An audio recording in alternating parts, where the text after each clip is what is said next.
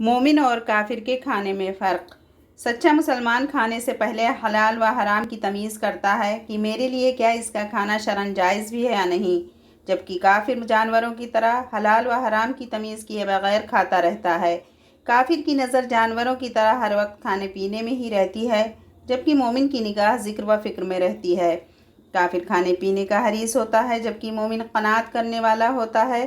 کافر جانور کی طرح اپنے انجام سے غافل رہتے ہوئے کھاتا پیتا ہے، جبکہ مومن اپنے انجام پر نگاہ رکھتے اور اس کی فکر کرتے ہوئے کھاتا ہے۔ یاد رہے کہ دنیا کی نعمتوں سے لطف اندوز ہونا برا نہیں، بلکہ برا یہ ہے کہ حلال و حرام کی تمیز کیے بغیر جو کچھ ملے اس سے فائدہ اٹھانا شروع کر دیا جائے۔